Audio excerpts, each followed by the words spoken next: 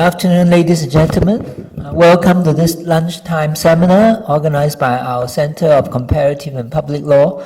I'm very pleased to introduce to you our two very distinguished speakers today. They are actually my former colleagues, Professor Yash Ghai, formerly the Sir YK Pao Chair of Public Law at our Faculty of Law, and also is Jill Cottrell, who has also taught here for many years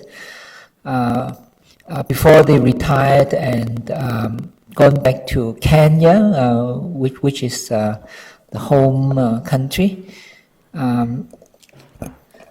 Yash and Jill have written extensively on Hong Kong law, particularly the public law and the basic law. Yash's book on Hong Kong's new constitutional order is still a leading text on Hong Kong's basic law and has been referred to from time to time by the courts in their judgments, including the judgments of the Court of Final Appeal, some of which were written by Justice Bukhari, who is here today. So we are very delighted that Justice Bukhari is also able to come to the seminar. So today, Yash and Jill will not be talking about Hong Kong basic law, but they will be talking about constitutional developments, constitutional law in Africa.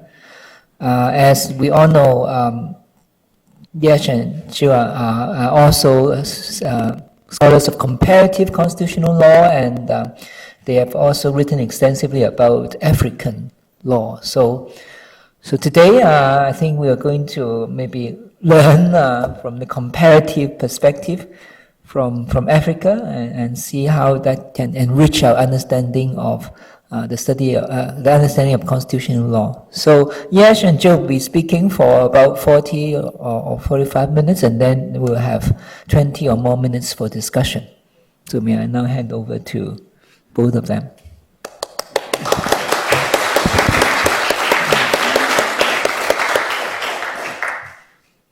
Thank you very much, Albert, and thank you to the university for inviting us to speak to you.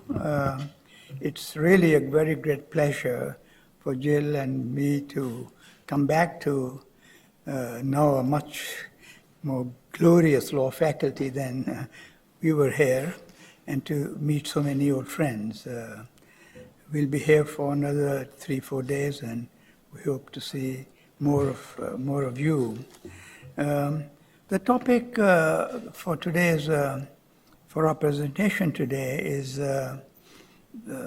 well, it's not very clear what it is, but it is about African constitutions, and I'll say a little bit about the history in Africa of constitutions, starting from the time of colonization.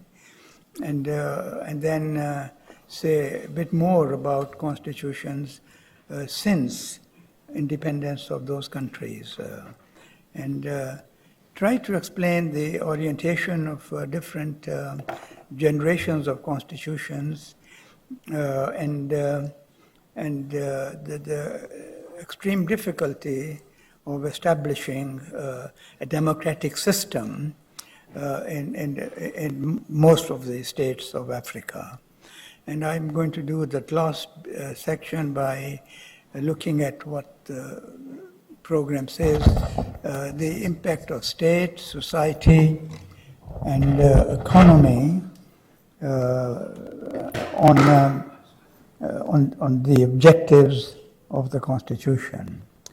I will speak first, and then Jill has very bravely agreed to answer any difficult questions that you might have. So I think this is a great division of labor, and I'm glad to have her to support or contradict what I say. I'm doing a little bit of work now, but it's not in very written stages, looking at the history from colonial times onwards in Africa. Africa, of course, is a huge continent, and my own area of interest and specialization is East and Southern Africa. Jill taught for many years in Nigeria, and is a resident expert on West Africa. Of course, the number of communities, the word tribe it was used by colonial powers. Tribe is a word not much favored by African intellectuals who think it's a bit derogatory, but I shall use it sometimes because it is the stage I'm discussing where that was a term used in legislation, in constitutions, and so on. So Africa consisted of a very large number of communities. Some had fairly clearly defined system of government, authority, and some not really without any very clear sense of hierarchy. Some were large, some were small, and there's enormous variety of in the organization of their public life, and or even indeed if there was a distinction between public life and private life. The colonial powers paid no regard to these traditional boundaries or way of life, similarity of culture, beliefs, and just lumped together different communities into one, the colony, the colonial state. And so you, and today, one of the issues raised often is why is there so much conflict within African states? And one explanation sometimes given is that there is no natural unity among the different communities that were herded together by the colonial powers. You will have heard of this famous scramble for Africa in Berlin in the last quarter of the 19th century, where the European states got together and literally sort of carved out Africa among themselves, and they really didn't have too much of an idea of where the boundaries went, and they were drawing up. And after that too, there were various deals between colonial powers, which had very little regard to similarities of language or religion, customs. So most states in Africa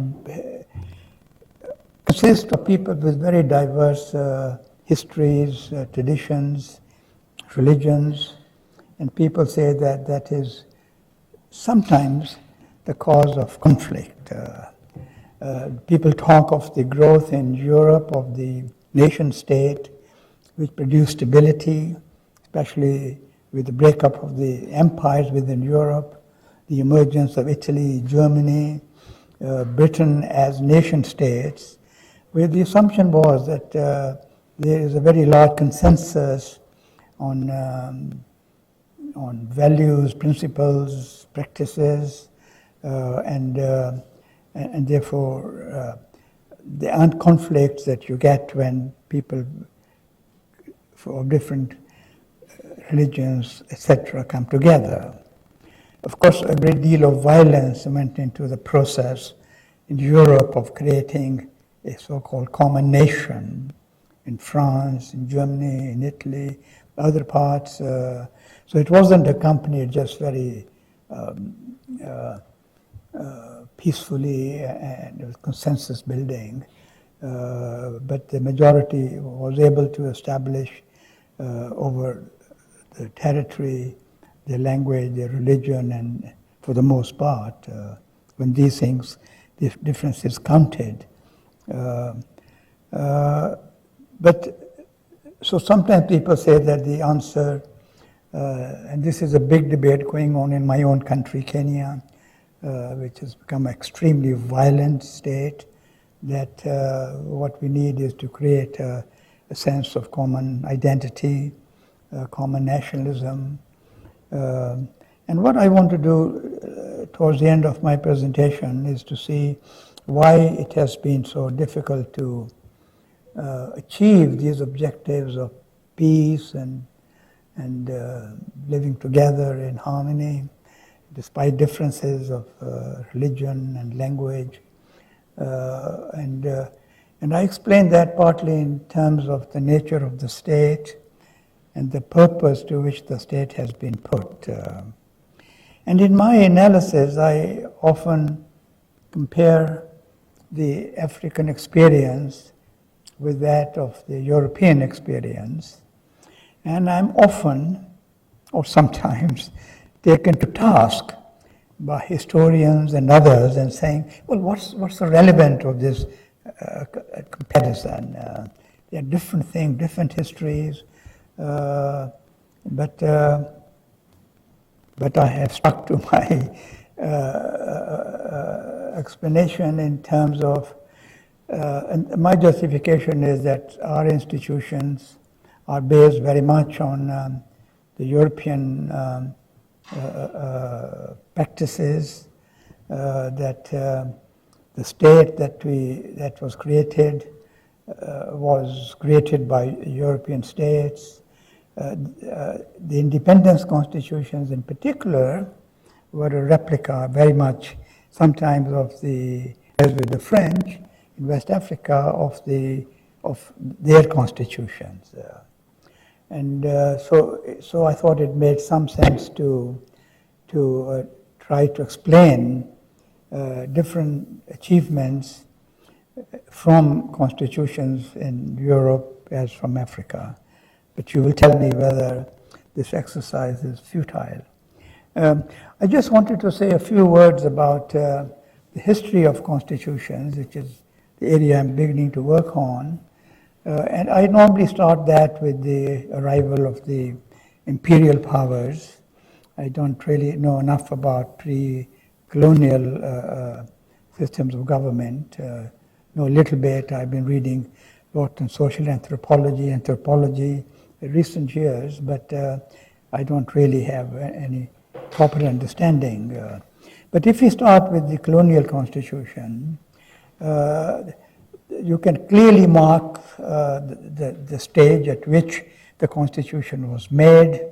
It's interesting that, as it was the case in India as well, that the very first manifestation of colonial presence was a chartered company, chartered by the British monarch, and French had similar practices, Germans had similar practices, whereby these companies were given authority over a piece of land, or piece of land is not a crude description, huge tracts of land, as where they could both trade and administer.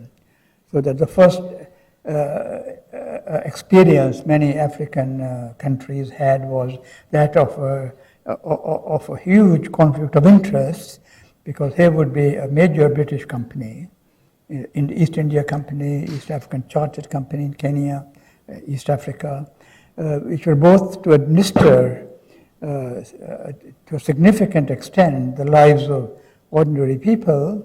At the same time, they were the major business institution, and there was an order in council prepared in London, which governed the powers of this company in the country concerned.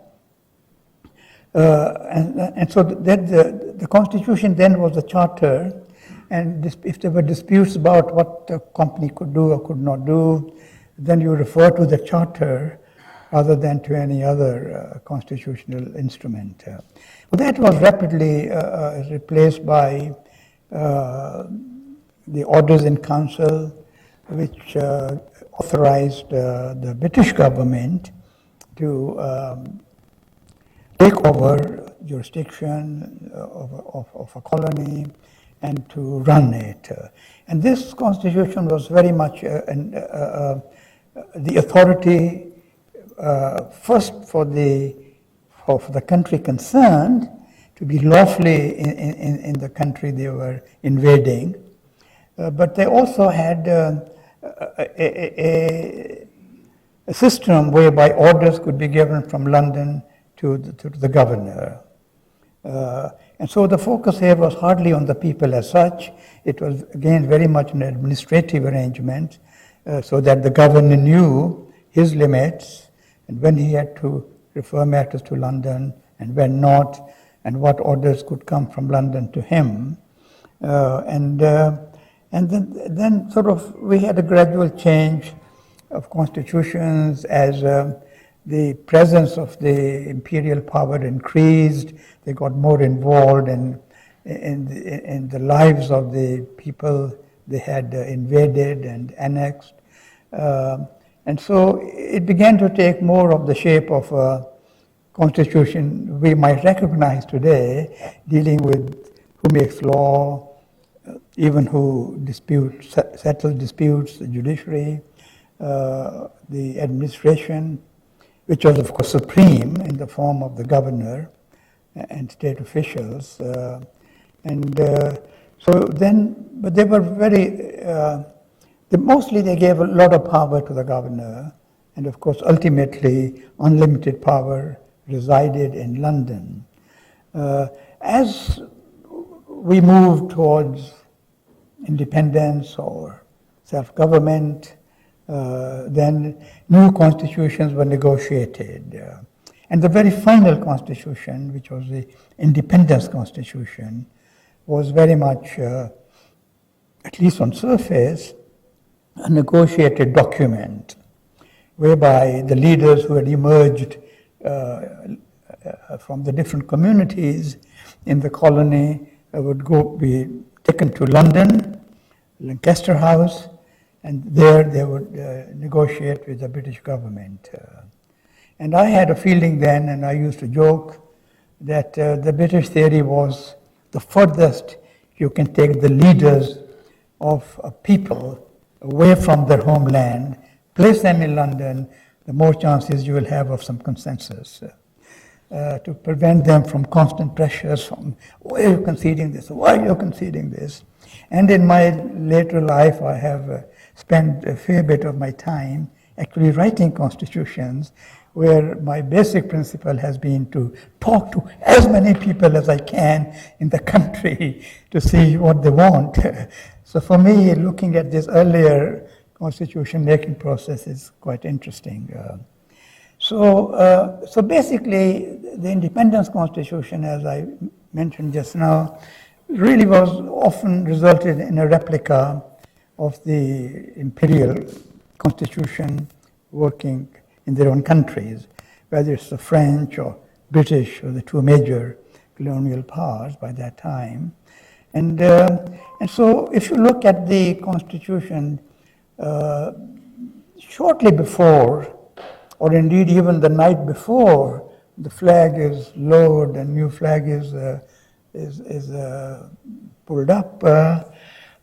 You couldn't have more contrasting documents in terms of the theory of democracy or the theory of autocratic rule. In terms of there was no Bill of Rights until independence, and then there were long bills of rights.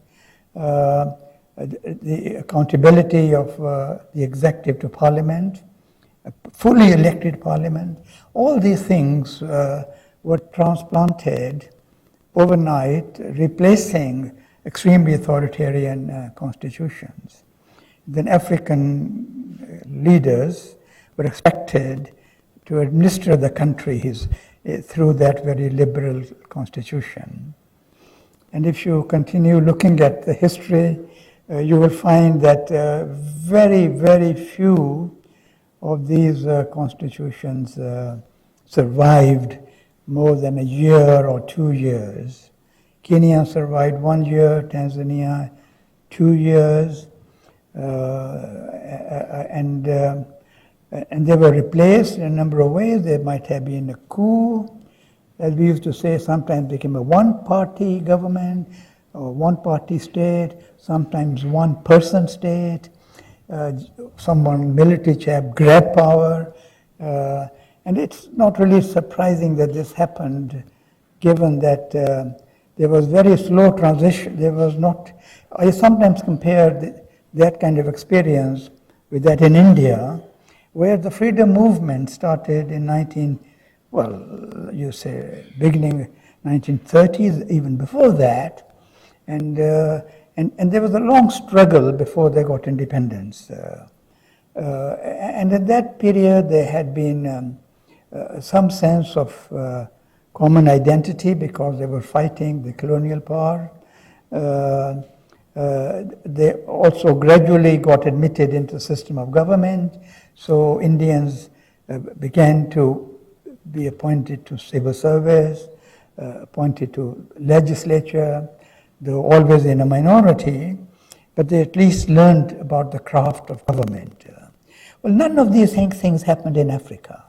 Jomo Kenyatta, our first president, had been in prison a few weeks before he became the head of the government. And there was also, as I mentioned earlier, no unity of cultures, traditions. So, and the British policy has always been to keep these people separate. So you couldn't even move from one district to a neighboring district without permission of the district commissioner. So these people didn't, as in India, there was more movement.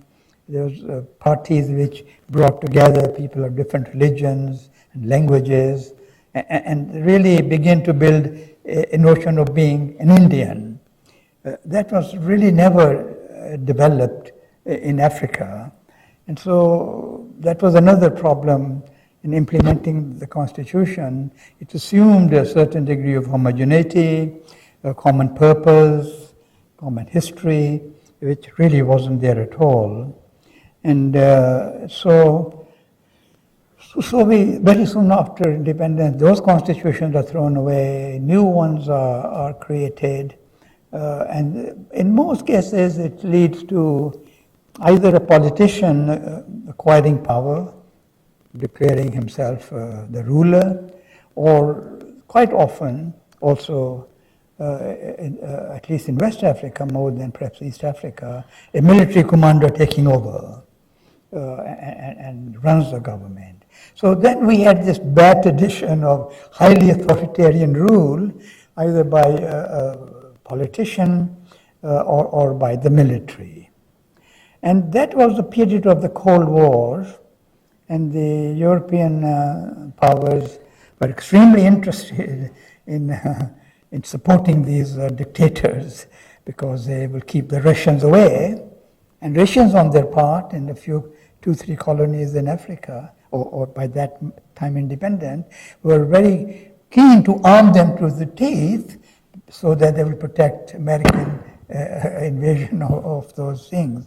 So I have to say that Western Europe, America, who take great pride in their democratic traditions and in spreading democracy, were really the people who created, not only in the colonial time, but in the independence period, in the Cold War period, armed these governments, encouraged them, well, didn't encourage them perhaps, but condoned their style of administration just so they could keep either the Russians out or the Americans out. And so by the time the Cold War ended, then the pressure built up on African countries to move away from dictatorship. And this is not befitting you. People are entitled to. Quite suddenly, Mrs. Thatcher in London and the president in the U.S., neither of them known for their democratic credentials. So pressure began to be put on African states to democratize. they were dependent on aid from these countries. And that also was a period of the end of the Cold War with the experience of Eastern Europe and the Philippines process of getting rid of Marcos left a deep impression on people. And so there was beginnings of a first time ever a people's movement, which eventually led to a new generation of constitutions, which were democratic, had bills of rights, had safeguards, had independent commissions, had everything you can ask for in a constitution. But they didn't last very long either. And some continued with a measure of democracy, regular elections, though they might be rigged, and often were, and a certain openness, relatively free media. But it was really only in the last 15, 20 years that there was a new movement in constitution making, inspired, I would say, to a very large extent by the end of Idi Amin's regime in Uganda. But I guess if we talk in terms of inspiration, I would say Mandela's constitution for South Africa. That had a very profound effect on the thinking of many Africans. And I have to say, in Kenya, where we adopted the new constitution in 2010, August, so it's a very young constitution, we borrowed very heavily from South Africa, without acknowledgement, without apologies, because we felt, well, maybe that is the way African states should try to organize themselves. And so I come to a period which is a contemporary period where it's very hard to predict how it would go. Already Uganda has lapsed under the rule of Museveni.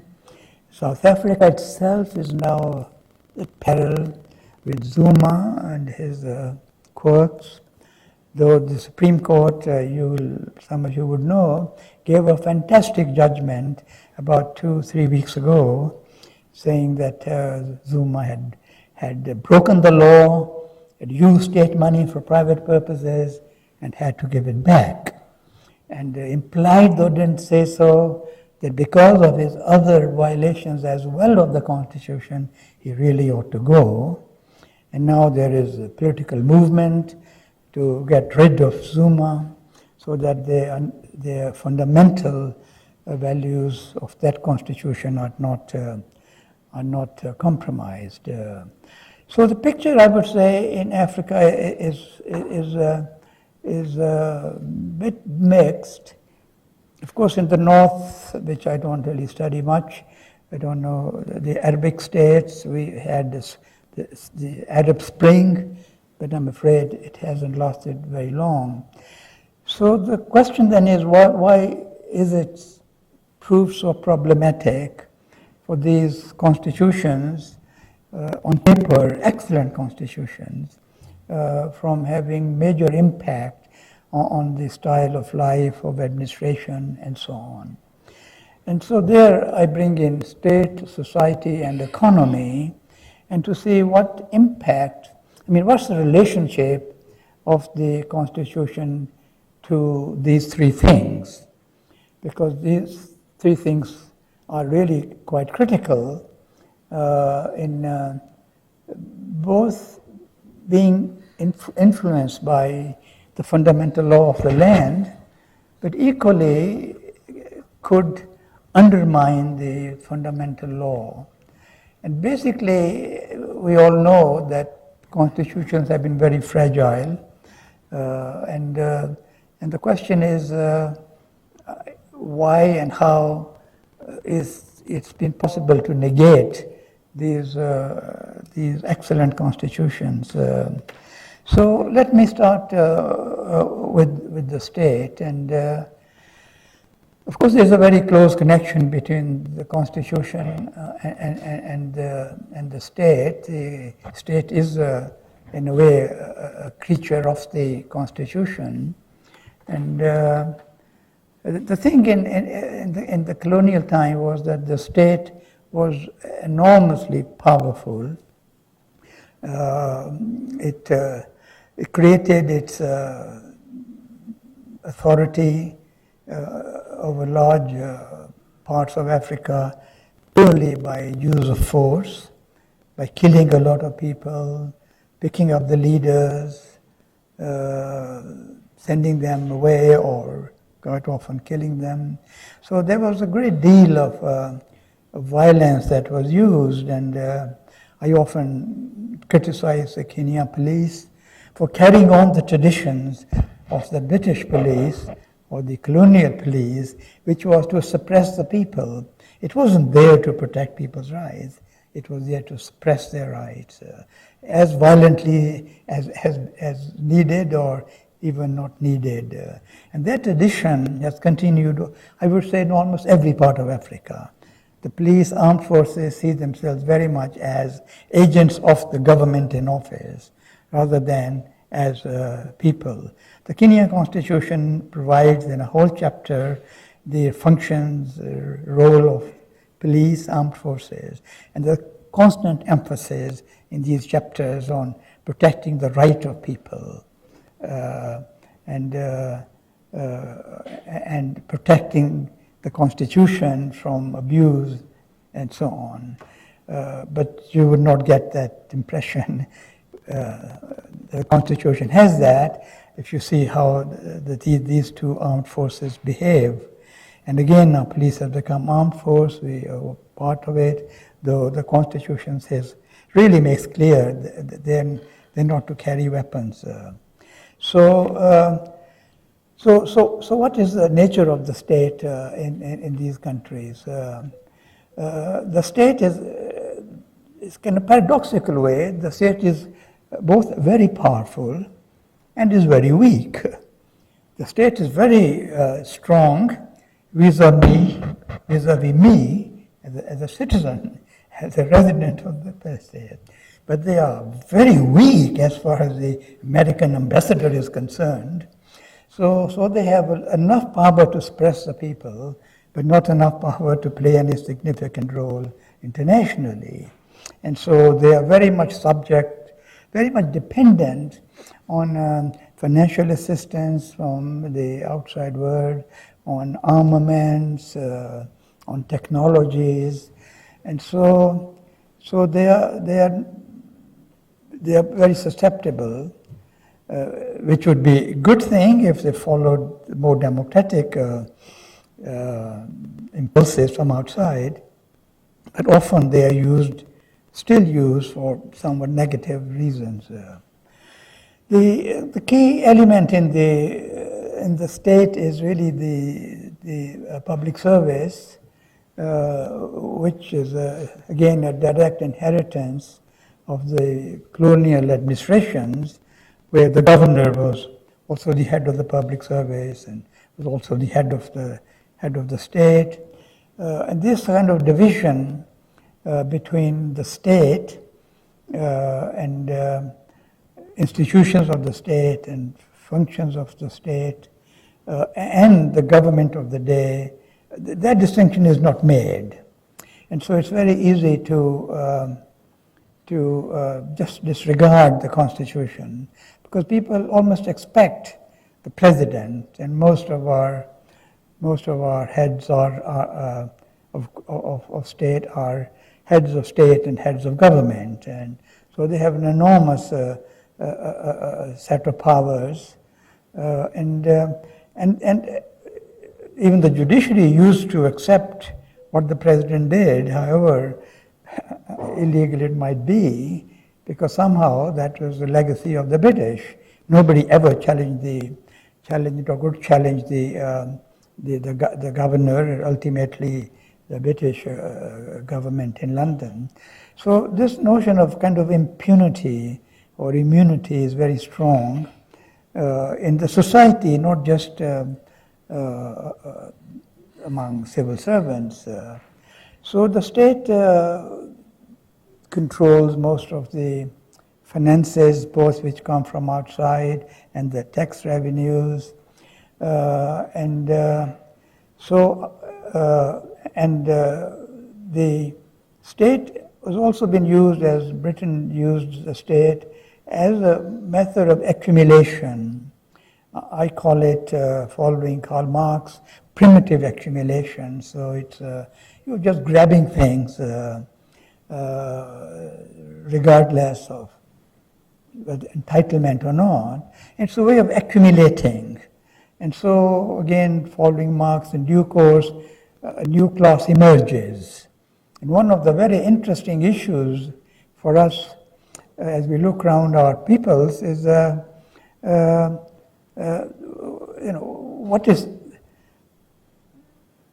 do we really place that person or that group?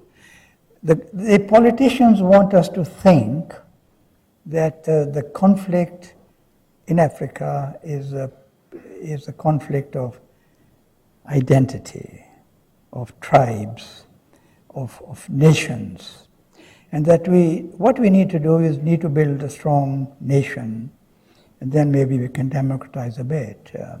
But basically, they explain their own behavior in terms of we are a divided society. And there's too many tribes and tribalism, we must fight. At another level, you can see the leader of the opposition or people, they are bitterly opposed, they fight each other, they shout at each other. In the evening, they go to the same nightclub or they go to the same club, very exclusive club. And so the question is it a class issue? Is it an ethnic issue, tribal issue? And I am pretty convinced that deep down it is a class issue. And this is the way, again, when I compare Europe, I haven't had time, won't have time to make detailed comparisons, but if you look at the trajectory of the development of the state in Europe, from the kind of monarch, complete authority to the barons, so on, you can see very distinctive phases where the basic structure of civil society is changing, and determined very much, and this brings again to the point, third issue of economy, driven very much by economic considerations. But the state responded to that at each level, but maintaining certain degree of control. In our case, the state had abandoned any control, except of the enemies. These people who get their people of their communities fighting to death, and there's massive carnage each time this conflict takes place, are safely in their homes with huge security guards and so on. And so I think in order to understand the bias of the state, I think we have to look at class formation and why almost nobody really important, even in the so-called opposition, has really an interest in changing the system. And it's reflected or manifested very clearly in corruption. Kenya, my country, has been variously named as the most corrupt, second most corrupt, third most corrupt, and I say we will take the fourth most corrupt.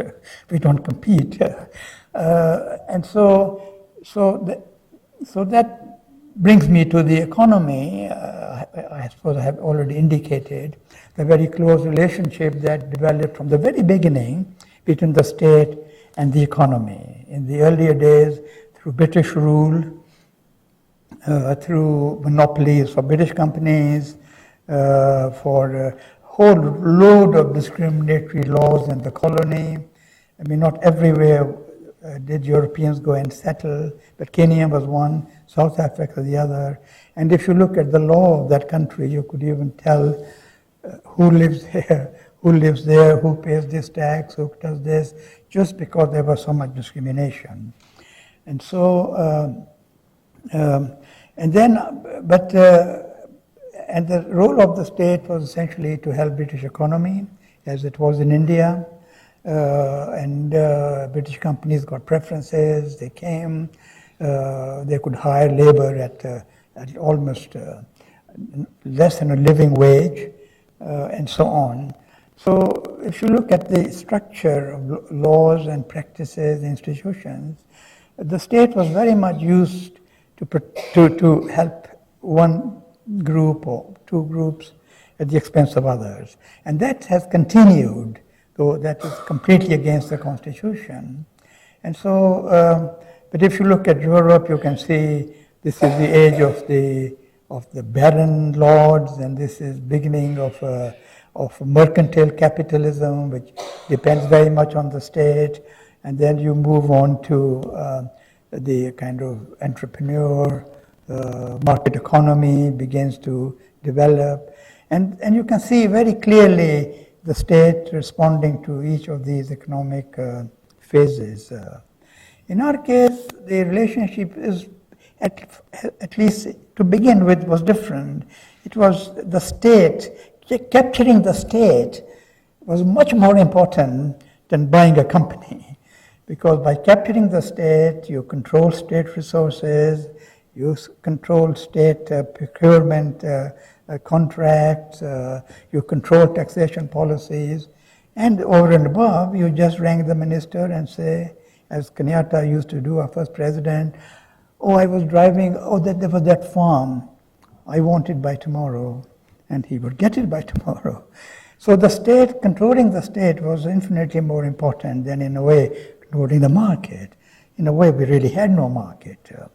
Now, whether this is changing now, and we are getting, as I have mentioned, a class of very, very rich Kenyans and Ugandans and Tanzanians and so on, whether there will come a time when they would want the state to shift its focus from this kind of predatory practices and move to the kind of market that a good capitalist wants, with degree of fairness, rule of law, strong judiciary, strong lawyers, and so all the virtues that we associate with the rule of law.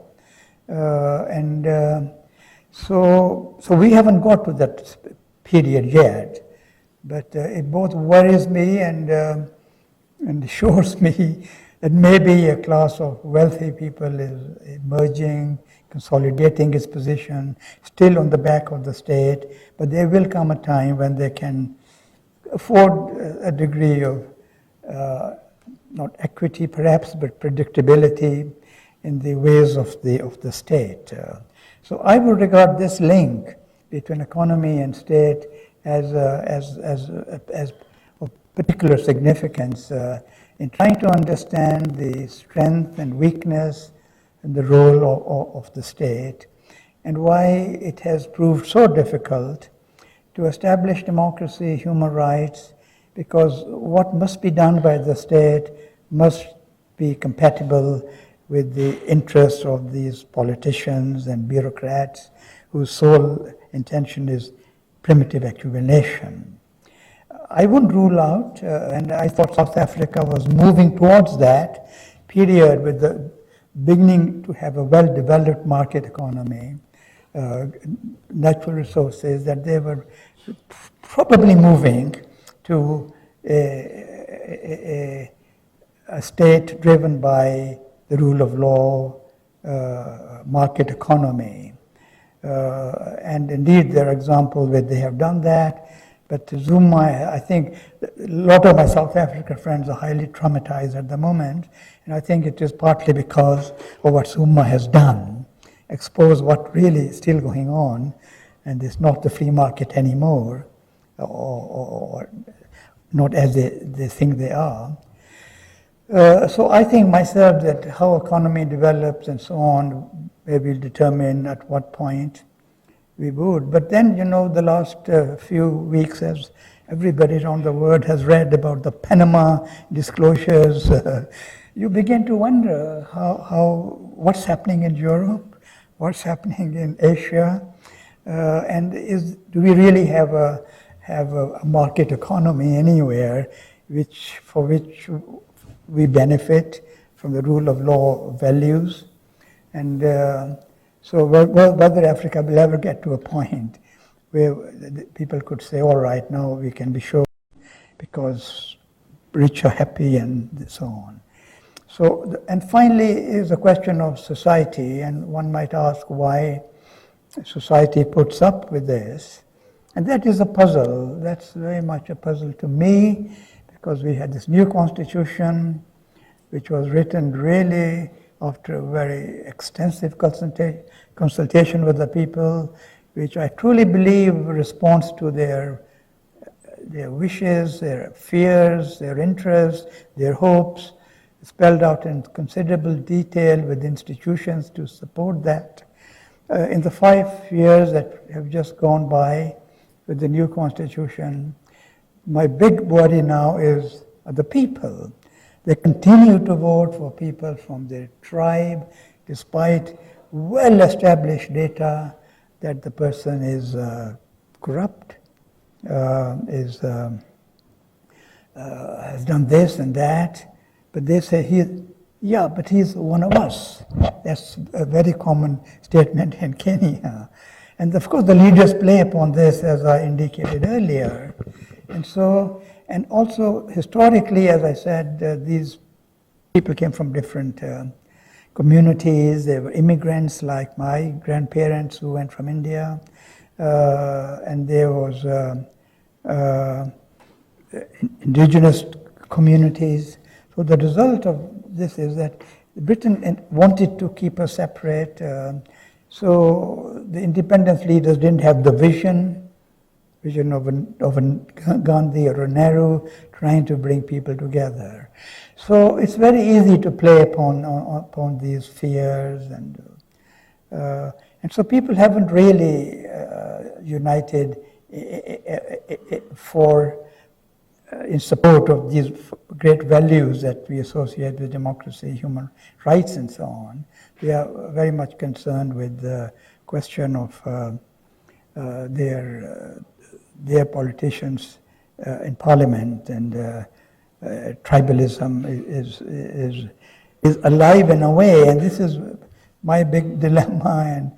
And on the one hand, tribalism is so vibrant at this level, but it is not in everyday life. People work together, institutions are multiracial, multi-ethnic, people get on all right. Comes to politics, then they fight, and that is to do with the role of the state has been structured. Everybody wants to capture it, and people expect a lot of benefits. They don't get it. Only a few, very small group get it.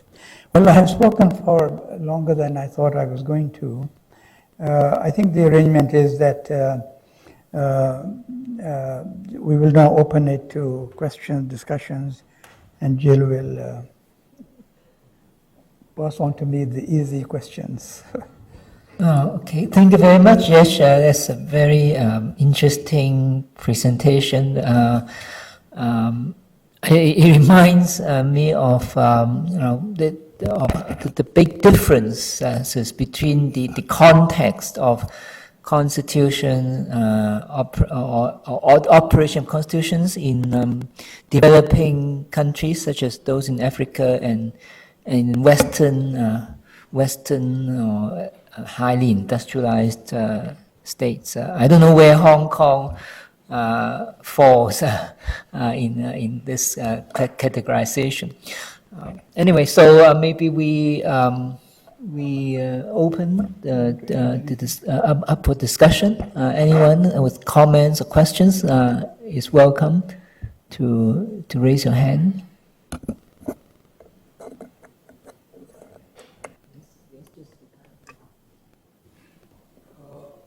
I wonder if it's possible to make an accurate assessment of what the political map of sub-Saharan Africa would look like today if there never was a colonial era and states were formed on some broader concept of self-determination by peoples.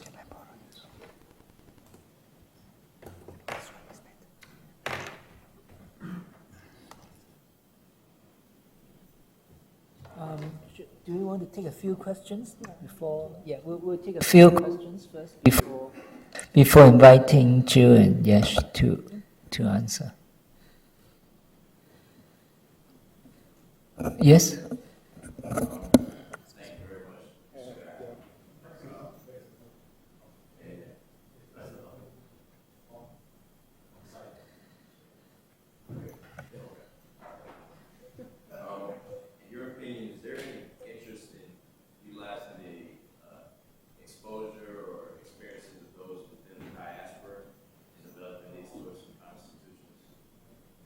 In African countries. Was that clear? Sorry. Did you repeat it? Okay.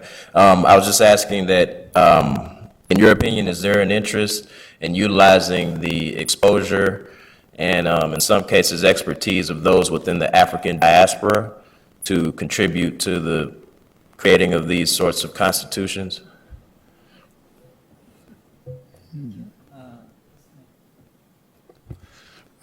Yash, thanks for a very enlightening discussion. You brought up a couple things that interest me. One is the comparison with Europe. And we think of constitutionalism in Europe as evolving, as Justice Bukhari would say, on its own. We characterize it by bargains. There used to be arguments, for example, that war makes states. The kings had to reach bargains with their people, and parliaments are born, and so on. So the Africa you described is very sort of predatory and repressive top-down state, where the European alternative that you sort of invoke is one that somehow gets bottom-up, perhaps through these bargains, at least this very simple version of the theory. So that's one thing. Is there any hope you see in turning that over in Africa so that it's more of a bottom-up process and less top-down and predatory? So that's one question that interests me. And then you also mentioned the birth of African states was by this process of colonialism that was not very respectful of perhaps the more natural boundaries in the society. So today, one of the problems that many African states face is this ethnic national groups and contention over that. And the thing that interested me about that was, I don't know if you've been reading the book recently by Yadev, Al Steffen, and Juan Linz on the notion of a state nation. And they use this idea from India. And the state nation, as opposed to the nation state, is in that theory really borrowing from India, and that what you described is a process that went all the way back to 1928 in trying to form the modern Indian state, where there's kind of a respect for different ethnic national groups rather than in a process of trying to assimilate them or conquer them or repress them from the top. But they invoke in this argument a kind of, which they associate with India, of trying to be inclusive in a certain way. And again, I would ask, is there any hope in Africa of trying to both the bottom-up bargains and the inclusive bargains as a way around the top-down repressive state? Hello. Yeah, my name is Alex, third-year law student. Thank you, Professor, for your talk. I was wondering how comparable is the Tunisian experience with the rest of Africa, given it also has a colonial past in the French, and it is probably the youngest African constitution in that regard. Although since its adoption in 2014, there also seems to be a lot of challenge in terms of implementing the constitutional promise. For example, the constitutional court has yet to be established, and say in relation to economy, although the constitution mandated anti-corruption independent agency, it has also yet to be established. So in that sense, the economy is also in a deep trouble because of, say, terrorist attacks hampering its economic pillar. So I'm wondering how comparable is this Tunisian example with the rest of Africa? Thank you. Maybe we could start with that. Yes. I can speak about that's the third one, about turning society into Well, I think state nation or something. what I'm going to suggest is that, Yash is going to respond to one of those questions. I thought I might say a little bit about the others, and then you please supplement, because they're all quite complicated questions. The question of the map: what would the map of Africa look like if there'd never been colonialism? Of course, Ethiopia was never fully colonized, and in Ethiopia, maybe particularly interesting because they had a fairly strong internal sort of a strong monarchical system, and even without colonialism, Ethiopia took over a number of other ethnicities.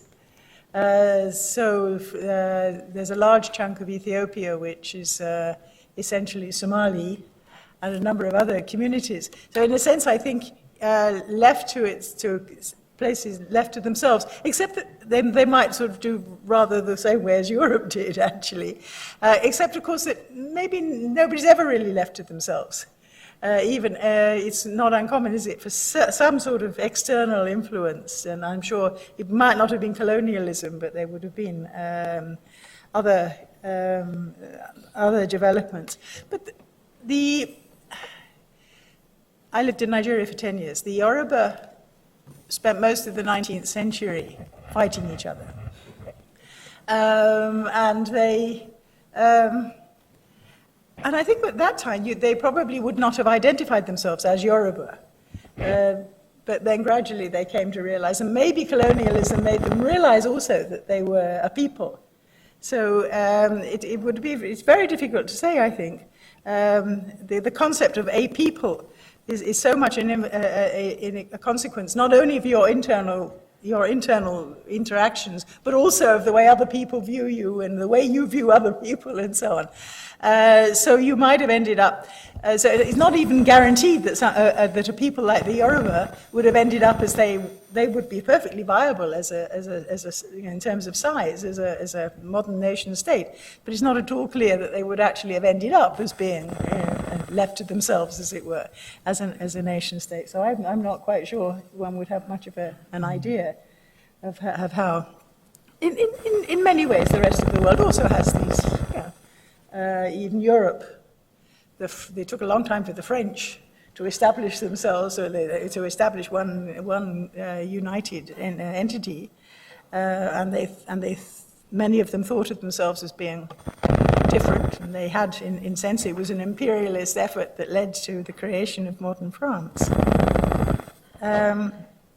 Yash, do you want to add to that? Question of the experience of people in the diaspora.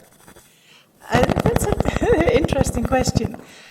Let me tell you one story. Maybe Yash can supplement this.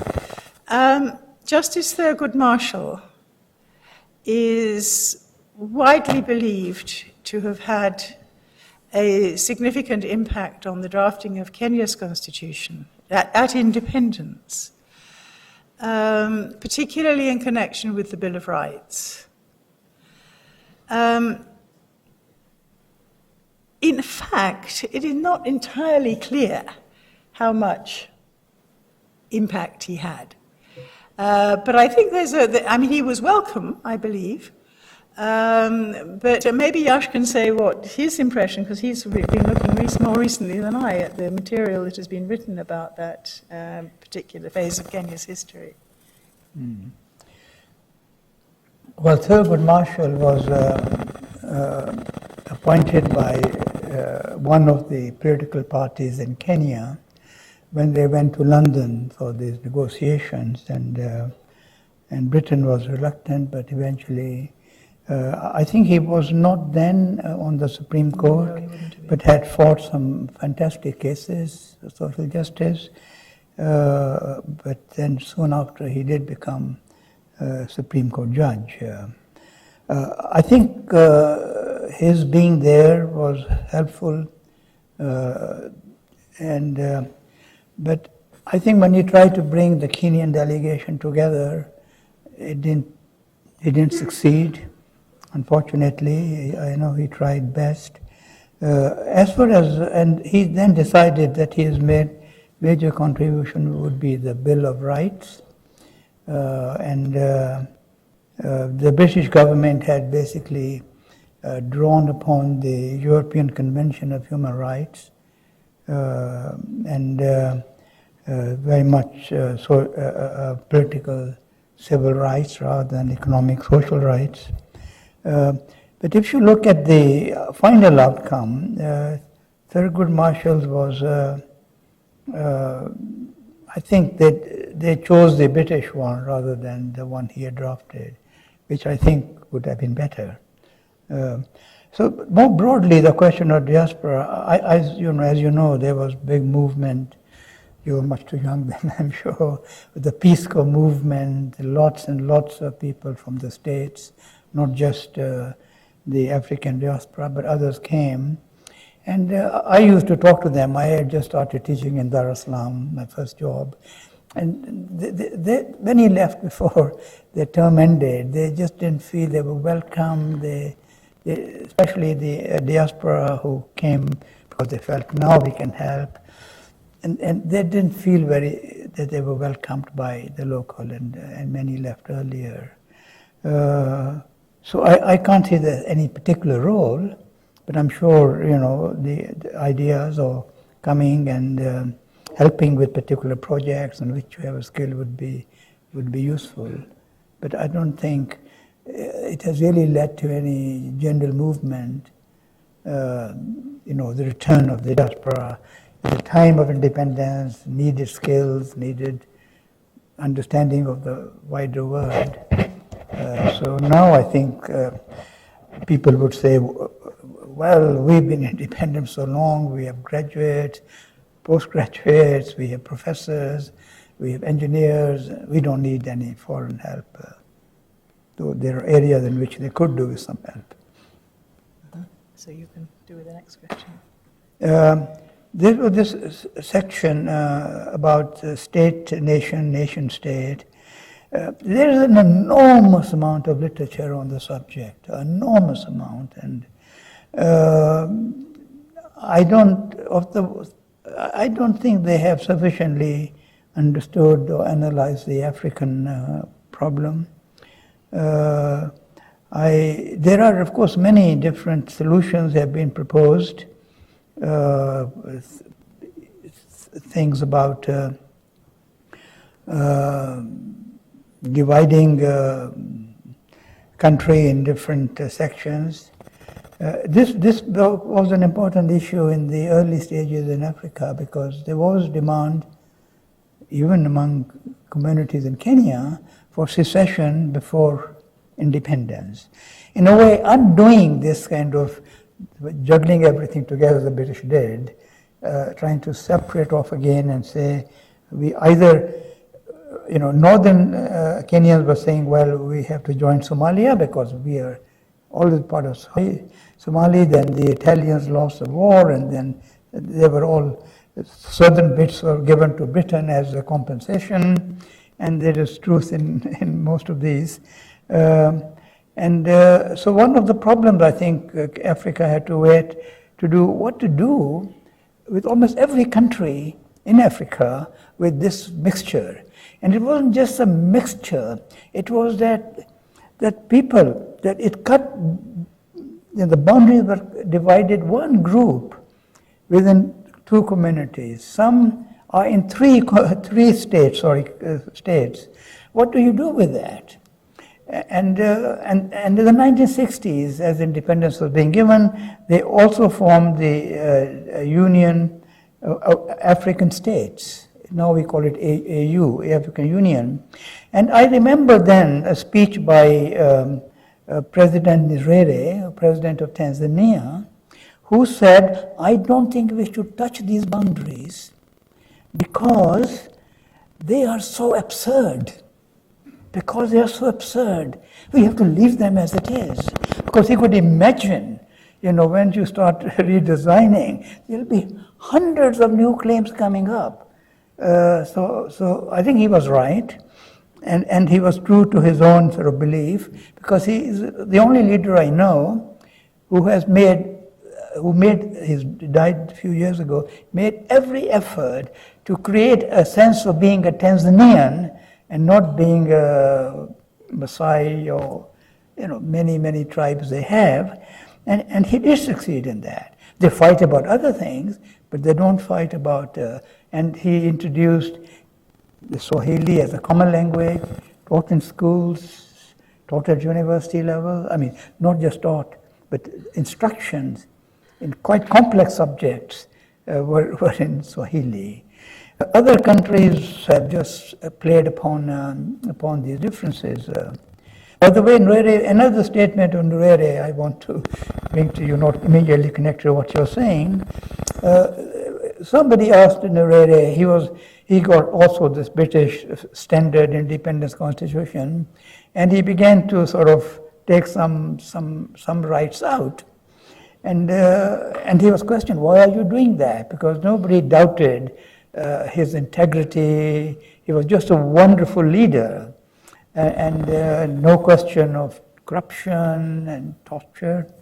So he said, in Europe, their constitution is built with brakes down.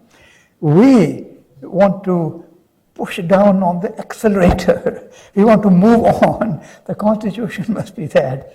So, very different conceptions. But to come to your point, I think it's perfectly possible, as Nyerere showed, that you could create within a nation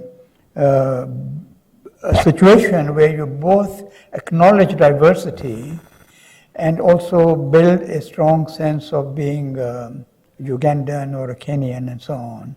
And I have to say that the Kenyan constitution, in preparation of which I had some say, the preamble starts, proud of our diversity and determined in our unity. And I sometimes say with a large measure of exaggeration that every article in the Constitution is a balancing act between your diversity, language, religion. We have everything you can think of, and the fact we are Kenyans. Not only when we win marathon races and there's celebrations all over the country, but even when we might lose a marathon. And I think it's possible. I think what we need to do is justice to all. I mean, these are kind of values which don't often get in the Constitution, that they are marginalized groups, they are groups that have been oppressed over the years, and social justice and equalization. The Kenyan Constitution uses, I think, 3-4 times the expression marginalized communities. So the state has a special obligation. It's like the Indian affirmative action, but goes even beyond that. So the Constitution has many concepts which you would not find in ordinary constitutions. Recovery of land, that's a South African model too, acquired illegally. I mean, all the land was taken, huge tracts of land. People were thrown off who had lived there for centuries. So what do you do about that? It's not easy. South Africa hasn't found a solution. We haven't found a solution. But at least the idea was that you have to bring justice. No community, no group should feel they have been badly treated, or if they were, that is acknowledged and they are now able to participate and so on. So whether we will succeed, I don't know. So far we haven't, at least at the political level. Politicians have played on it. There are some groups fighting to remind of the orientation of the Constitution. But the other point, of course, is that it's not easy for a group, as it might be in some other countries, to secede. And they can get some arms these days. Everybody can get arms these days.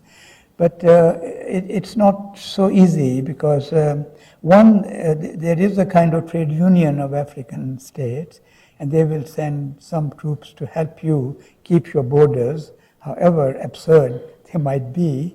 And but I don't think there has been any fundamentally serious study of how we can create unity within the many diverse communities.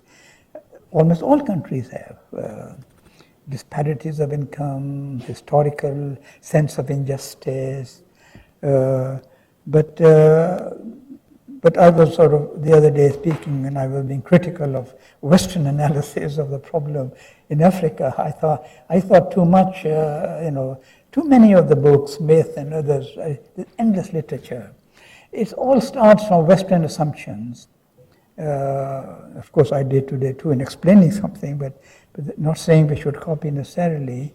So I think that it's only in very recent years that African scholars themselves are dealing with this. I remember when I first started teaching as a young teacher, it was almost regarded, he's so uncouth. I mean, he's talking about these clashes between groups. You're not encouraged to talk about conflicts that were happening. Now, of course, it's the other way around. It's just too much discussion about this. And I think one has to, the way I try to present my presentation, and I've done that in Kenya recently too, analyze why are we where we are? And a lot of history goes into that and so on. And there's absolutely no reason why we can't overcome these colonial artifacts and classifications and so on. But it's not a message that's delivered by politicians. You would expect, in many countries, you will expect politicians to be building the nation and so on. And India, I think, was like that, maybe still is, hopefully, where most parties had a commitment to united India. They formed a federation out of it, which is a successful federation. But there was a strong commitment. We didn't really have that. The very first conference of Kenyans, for example, in London, the African political groups went as one group. By the time they came back to Kenya a few weeks later, they had formed 5 parties or 3 parties among themselves. During the course of negotiations, differences emerged. Smaller tribes felt they would be at the mercy of the larger ones, and so on. So that by the time the whole process ended, there were a lot of internal conflicts. So I don't know what the answer to this is.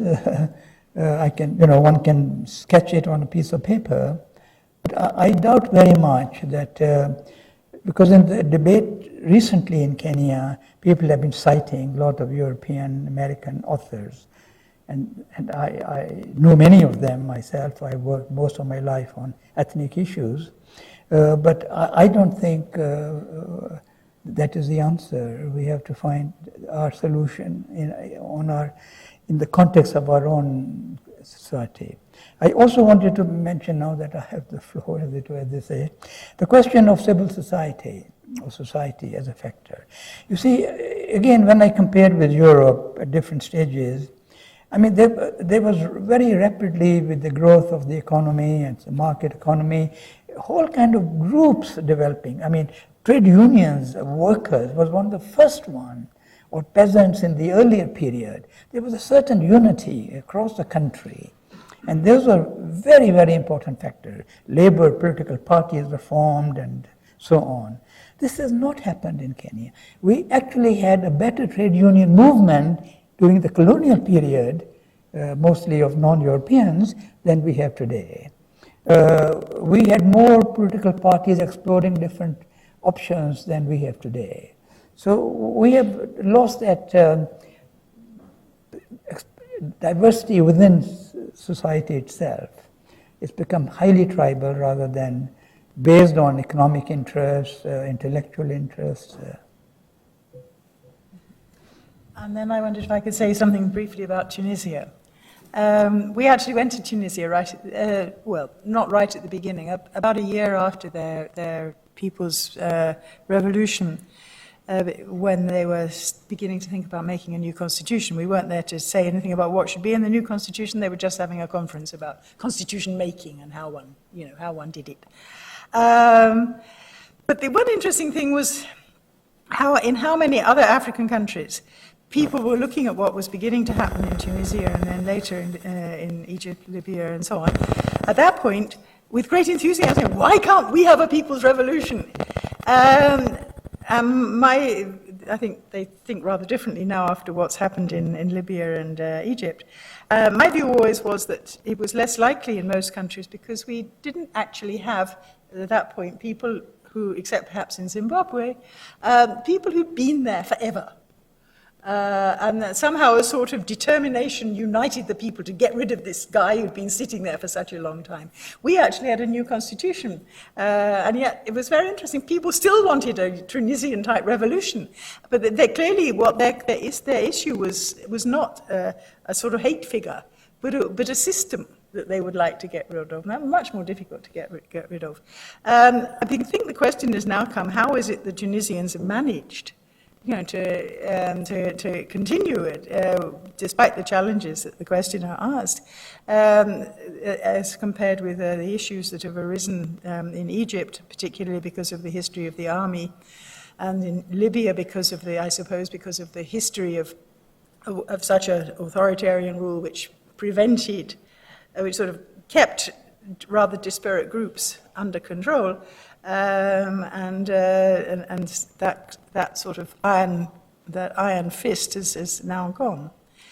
In terms of not achieving, the challenges that were mentioned, I'd like to mention the fact that in the drafting our constitution, the committee that finally did this hit on one or two innovative ideas to try and make sure that the things which were recommended in the constitution actually happened.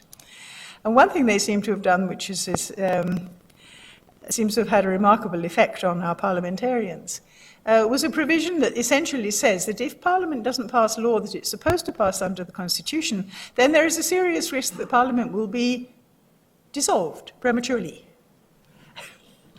And the parliamentarians seem to have internalized this.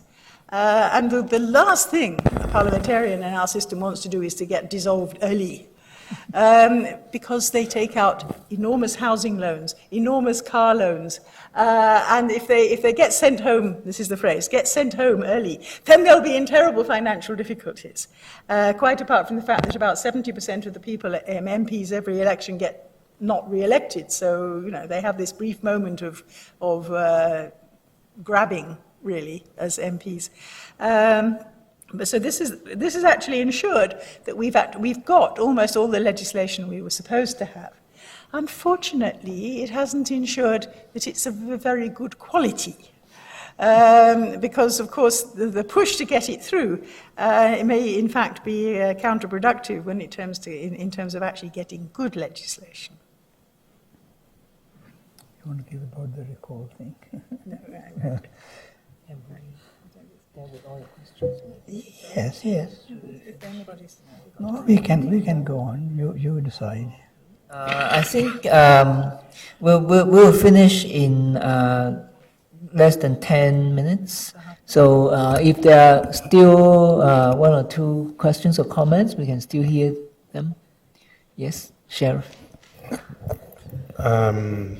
You have mentioned in your talk about the large number of communities in Africa. and the fact, conversely, that politicians want us to believe that the conflict in Africa is one of tribes.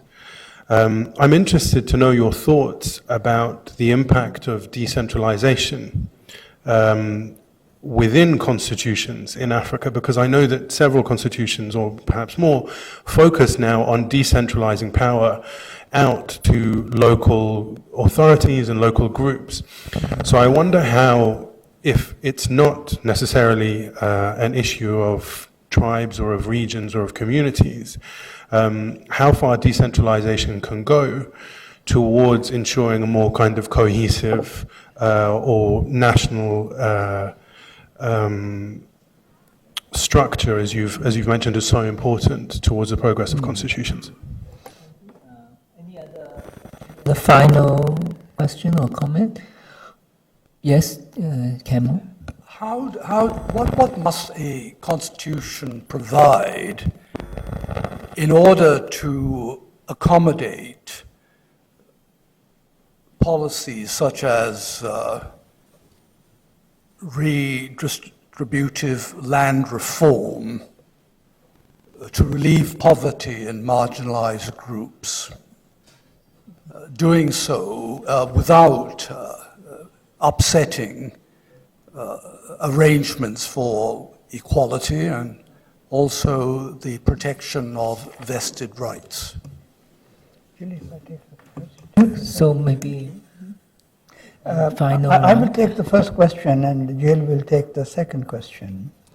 On the question of decentralization is this: that Kenya and South Africa and some other countries in Africa have now to deal with the Michael, your sort of approach, that they have felt that they have to acknowledge these different communities and give them. It's not quite a federal system, though it is in Ethiopia, or they so describe it, but it's a kind of decentralization. We call it devolution. South Africans call it provincial government, whereby certain powers are given to that area. There's a dispute whether it should be area dominated by a particular group or just that, that's where they've been living. And Kenya Constitution has that, and now we have had just about 3 years of that, and South Africa has it longer. So there is now increasing interest in this sort of arrangement of devolution, and I have brought here for your library, maybe the main library, a book comparing Kenya and South African experience with devolution or decentralization. And so we had 10 Kenyans and 10 South Africans, and we had some meetings, and this book has just been published. So I think the general feeling in Kenya is that devolution has been a good thing. It has taken some tension out of the system. It has given people at the local level more of an incentive to study what's going on, because they can call on the governor quite easily. They can make noise in that which they couldn't do at a national level. But there are also people who are a bit critical of it. It's expensive, they say. Those who want a centralized system. But I think devolution is something that's worth, I think, paying more attention to. But the one thing I would mention, I've been talking of tribes and communities. There is this thing in London, this constitutional conference that broke down the first time, because more and more people said, well, I'm not a Kikuyu, I'm not a Luo, I'm different. So when we were in the Constituent Assembly in Kenya, someone stood up and said, the Constitution must list every tribe in Kenya. Ugandans apparently had done that. Well, they had done that, not apparently. I don't know why they did that. So I discouraged them. I said, no, let's not mention our divisions, and we know who they are. The census every 5 years uses that and so on. But they said, no, we want it there. So I said, all right, you do it. And then my office began to receive more and more proposals, names I'd never heard of. And then on the second, third day, we had 120 tribes from traditional, what we say, 42. And then one member stood up and said, the chair, I think we should abandon this mobile scheme. And so we didn't have that. So I think this is a very real danger. I've seen this in more than, we also, Jill and I also worked in Nepal. And, more and more groups come and say, but we are, separate, we've lived together, we need that. And so this is why, you have a choice. One which we didn't discuss enough in Kenya, one which is based on tribal concentration, and one say, well, people have moved on and so on, so let's forget about that. There's administrative areas which were used, let's adopt them. I think we needed a lot more debate than we had on this question. But I think there are many devices, one can look at which ease the tension. The constant problem is that whether you move so much down one line that you threaten the sense of unity. And what is the proper balance is something not easy, but I think it will emerge in the course of practice. Mm-hmm. And I'll just add really on the second question about policies. It's interesting, isn't it? Once upon a time, constitutions weren't about policies at all. Constitutions were just about institutions. But increasingly, constitutions have been about how you use power, what you use power for, and essentially about policies. And Kenya probably has the largest number of these in its constitution, because we have provisions, for example, that talk about, we have a requirement, the full implications of which have yet to be worked out and may never be worked out, of affirmative action for disadvantaged groups. So we certainly can't have a challenge under the US Constitution that says, no, it's unconstitutional to have a policy favoring groups who've been disadvantaged in the past, because the Constitution says you should have such policies. There are things that say the military should, and the security forces should have, their makeup should reflect the diversity of the country in terms of gender and in ethnic diversity. And that was actually, interestingly, one of the reasons, not the only reason, but one of the reasons why a massive recruitment of police, we tend to do these things in large scale, 10,000 police officers at a time. And one of those was then challenged on the basis that they had not observed the principles of diversity, as well as the fact that there was rather a lot of corruption going on in terms of people getting appointed. And the court instructed that the whole exercise of recruiting 10,000 people be scrapped. And it was repeated. And I think done a bit better next time round. And then we have land policies, which are designed to rectify land grabbing of the past and mechanisms for doing that and so on. We have a policy which is, I think, taken from India ultimately in the constitution, which is yet to be operationalized, and I suspect will never really be operationalized, which is to put a maximum size on the amount of land that any individual may hold. Land ceilings, which the Indians have had for a long time, and minimum requirements, which we have actually had to some extent, to stop land being fragmented into such tiny plots that it's not viable. So we've got an absolute plethora of policies which are intended to encourage the disadvantage, and many of which, but they all have the potential, of course, for being, having their own problems. I'm not sure there's any answer to the question. But if you are interested in seeing what a constitution might do, you do worse than look at the Kenya constitution, because it's astonishing how many of those things, when you think about it, have actually got into that particular constitution. So thank you very much. I think since time is running out, so we will finish here. May I, on behalf of our faculty and the Center of Comparative Law, thank Jill and Yash for excellent presentation.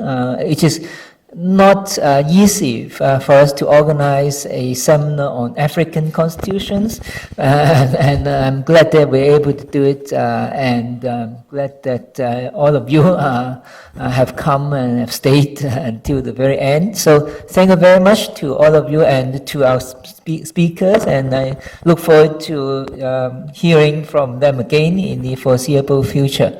So hope both of you will visit us again in the foreseeable future. So thank you very much.